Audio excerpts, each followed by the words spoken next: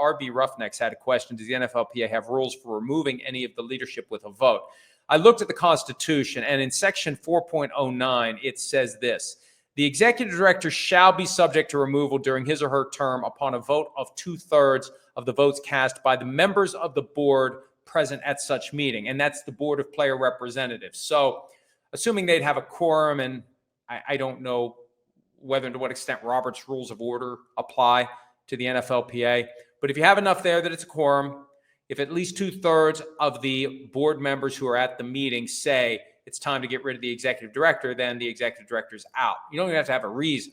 Now, there could be some friction between a finding along those lines and the things in his contract, and the executive committee negotiates the contract. But if the contract is written to say, above all else, if at any point 2/3 of the Board of Player Representatives vote to terminate this contract, it is terminated with no further compensation due and owing to the executive director, yada, yada, yada. That's a way for them to move on, move out, and terminate the relationship if they want to do it. So yes, there is a provision. The question is, will they use it? And it all comes back to, do they care? And look, hey, it's their union. If they don't care, I don't care. But at the same time, this sport has been very good to me. And people will say, why do you bite the hand that feeds you? Why do you criticize the NFL? You wouldn't have your career if it wasn't for the NFL. Well, first of all, the NFL didn't give me my career, okay?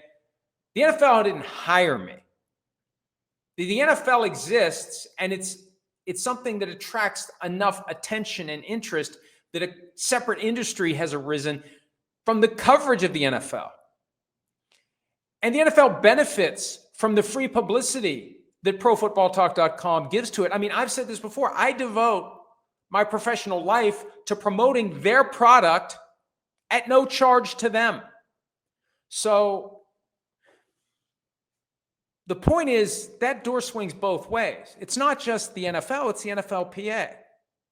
So if I should have any gratitude whatsoever to the great and powerful National Football League, I should have it in equal measure to the NFLPA, because there's no game without players. The players are the game. And to the extent that the players are apathetic, not pathetic, but apathetic, meaning they generally don't care about union issues, it's easy for me to say, fine, if you don't care, I don't care.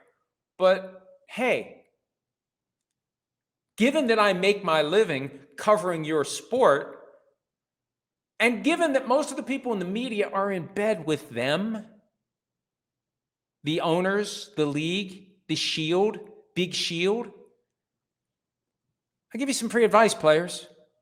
You got to take your union back. You got to stand up and say, what the is going on here? Happy birthday, Matt Casey, and sorry you have to bleep that. But at some point, you got to do it, or they're going to keep running over you.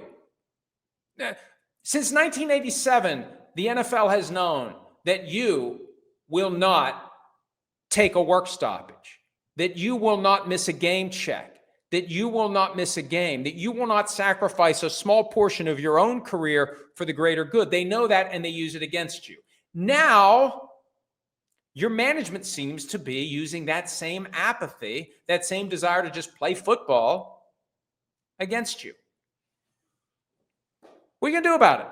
It's your union. It's your call. And the only reason I'm saying anything about it is, again, I feel a general obligation to the players, because without the players, there would be nothing for me to cover. There would be nothing for me to do.